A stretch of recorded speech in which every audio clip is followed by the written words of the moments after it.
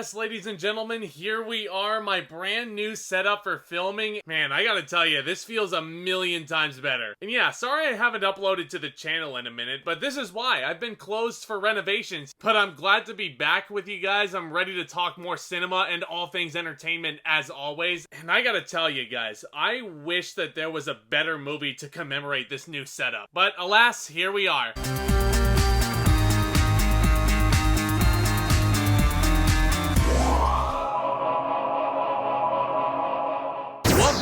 One and all to the Marvel Studios playlist, guys. As always, I thank you all so much for stopping by, and I hope you enjoy your stay. In case you missed it, I am currently in the process of reviewing every single Marvel Studios film in the build-up to the release of Black Widow, as well as all the other Disney Plus TV projects that Marvel's got up its sleeve this year. And I've had a great time so far. I've already reviewed the first Iron Man film as well as the Incredible Hulk, so feel free to check those out if you haven't already. But today's subject is Iron Man 2, the sequel to the heavily acclaimed first one, and the one that really kickstarted this whole idea of what a cinematic universe even was. And 6 months after the original Iron Man, Tony Stark, played once again by Robert Downey Jr., brushes calls from the United States government to hand over the Iron Man technology, which I should also mention is also causing his declining health. Meanwhile, Russian scientist Ivan Vanko, played by Mickey Rourke, uses his own version of the technology to pursue a vendetta against the Stark family. And just in case, of course, for those of you that have not seen Iron Man 2 yet, this review will be filled with mild to moderate spoilers. So this is your fair warning just in case right before I start trudging along in this review.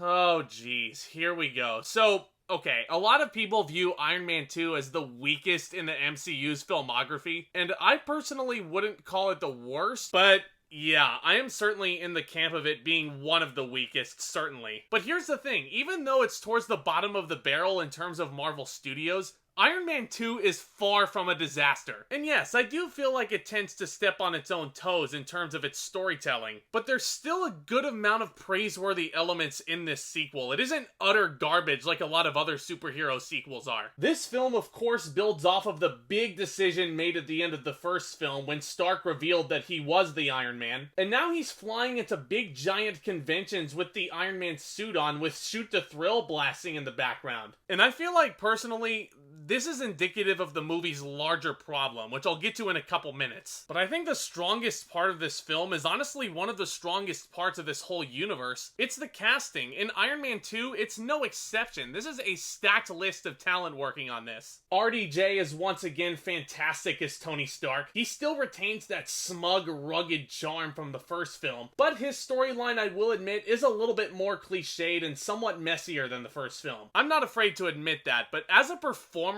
in this, nothing tops him. He is that damn good in this role. Kevin Feige really made the right choice there. I really like Gwyneth Paltrow once again as Pepper Potts, and I'll give the movie credit. I do enjoy the evolution of Pepper Potts' character through this story arc. It definitely feels like she has to put her foot down a lot more with Tony's antics, and she has to mature quite a bit because her big angle in Iron Man 2 is that Tony Stark promotes her to CEO of his company so he can focus on being the Iron Man, and from here on, she becomes a super powerful presence in this universe. Now, this is also our introduction to Don Cheadle as Rhodey, and I gotta tell you, this is more like it. Terrence Howard did great in the role in Iron Man 1, but I feel like this recasting choice made a lot of sense. And I think this is because RDJ and Cheadle just play off of each other better, and they would prove this in later films as well. And I feel like the recasting was kind of treated a little bit meta-theatrically in this one. I don't know, because when Stark first greets him in this film, you guys probably know the scene I'm talking about. It's in the big Senate chamber hearing. I may be overthinking this a little bit, and I can't remember the exact quote off the top of my head, but I feel like the screenwriters were certainly aware that Rhodey looks different. But Cheadle does great here, especially in not just his dramatic moments, but also the action scenes. Because his big angle in this film is that he eventually takes one of Tony Stark's spare suits, and he transforms into what we know him as today, the War Machine. And he's great in the action sequences, as is RDJ, as is Mickey Rourke, who I'll get to in a minute. But these action sequences, while I'm on the subject, are spectacular. Jon Favreau in his nice direction, is doing a lot of really cool, unique films with the action that differentiates itself from the first film. There's that big fight with the drunk Stark and Rhodey in Stark's mansion. There's of course the big climax at the Stark Expo with all those damn drones. And my personal favorite, the fight between Stark and Vanko at the Formula 1 race in Monaco. The CGI all over this film, especially on that racetrack sequence, all of that is just so seamless here. It's one of the first signs of the legitimate greatness that the MCU would achieve in the later films. And it gave us just a little taste of how big this action was gonna get. And alright, here we go. Let's talk about Mickey Rourke as Ivan Vanko. Man, oh man, such a sweet villain. I think this is one of the more underrated ones in Marvel Studios canon. And this was actually Mickey Rourke's first big role after his Oscar nomination for The Wrestler, which is easily my favorite performance of his. And he builds on that momentum. He plays Vanko so well. And this is a very stone cold character. He doesn't have a lot of dialogue, but the way Rourke carries himself, the look of his character, how he moves with the character, and how he moves with the big costume pieces. This is certainly not a character you'd want to mess with on a Formula 1 racetrack. But in my estimation, the bright, shining star of this film has to be Scarlett Johansson, who's introduced here as Natasha Romanoff / Black Widow. She was such a badass in this film, especially towards the end when she's trying to hunt Vanko down. It is really, really sweet what she does with this character, and believe me, after this, her stock in the MCU would only escalate from this point. And now here we are in the year 2021, and we're still waiting to see her solo film debut, finally. I mean, seriously, if I could pause for a minute, Black Widow actually looks like the MCU's answer to the Mission Impossible films. I've been so hyped to see it for years now. And I'm just at the point now where I'm like, can I just see it, please? But speaking of the universe as a whole, Samuel L. Jackson as Nick Fury is once again Samuel L. Jackson. He's awesome. He's got all the funny one-liners that only Samuel L. Jackson could have delivered in the Samuel L. Jackson way. By the way, take a shot for every time I said that actor's name in that gigantic run-on. You're welcome. Now, the performance is just fine, obviously, but his contribution to the overall storyline is actually where my issues start with Iron Man 2. And listen, I wasn't too mad about this in the long run, but just picture this for a second. Think back to that post-credit scene of The Incredible Hulk, which I just talked about here on the channel. If you remember, this is important, Tony Stark himself is the one that goes up to General Ross and tells him that they're putting a team together. Almost as if Stark is the one recruiting Banner to join the team. Almost as if S.H.I.E.L.D. has already recruited him to take on a leading part in the Avengers Initiative. And now look back to this film. Look back to Iron Man 2. Look back to that moment where Nick Fury finds Tony Stark sitting completely dejected in that giant donut on a hangover. Which, side note, I found that extremely silly. Do you guys remember the first thing that Stark says to Fury inside that donut shop? I'm not interested in being in your little boy band. Like, did I miss something here? Did they forget that Tony Stark was the one that was trying to recruit Banner in the post-credits? And now he just has to go through the whole initiation process again? And that's just one red flag showing you this movie's main flaw. This story is way too damn complicated. Anytime I rewatch this film, it usually loses me around the point that Sam Rockwell as Justin Hammer gives Vanko that weird-ass bird. And I'm sitting there watching it like,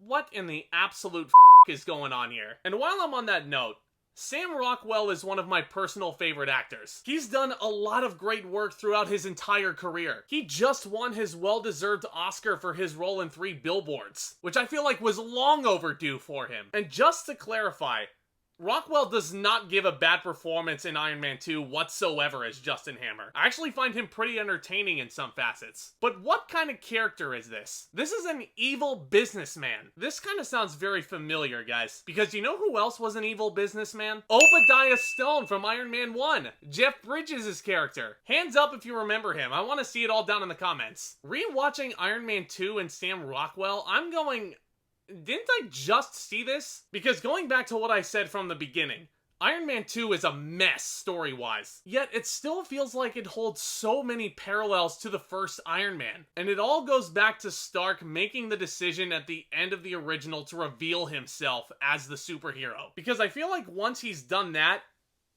where do you go from here? You're just retreading water at that point. And I feel like avoiding retreading is a lesson that Marvel Studios would learn in later films, like the Spider-Man ones, for example. But it just feels like with the Iron Man character, the first film already pulled out all the big guns. It already played all those wild cards. And this sequel just feels like scrub, rinse, repeat to me, unfortunately. And one other thing.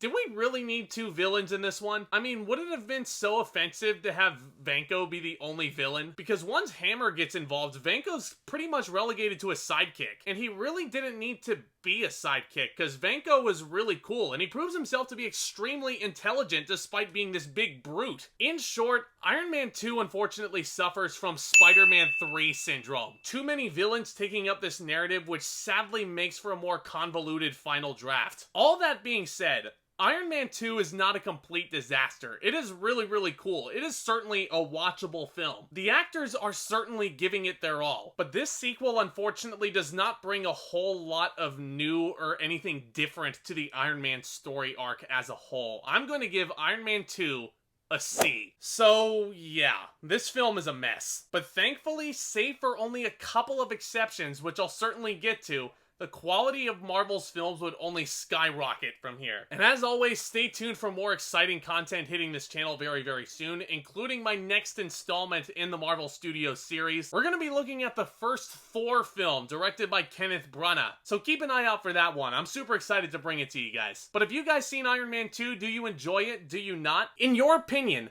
what is your least favorite Marvel Studios film up to this point? I would love to discuss all of those thoughts and then some all down there in the comments. If you guys are enjoying this content, of course, just a reminder, if you guys are new here, welcome. Please consider hitting that subscribe button down below as hard as you possibly can, because you guys will be the first ones to know anytime I upload a new video over here. If you guys need a place to continue discussing cinema and all things entertainment with me, this channel might be the one for you. And please consider hitting that thumbs up button on your way out if you liked this review. I'd really appreciate that. Guys, you're awesome. Thank you all so much for your continued support of the channel up to this point. With all that being said, back talk, commence.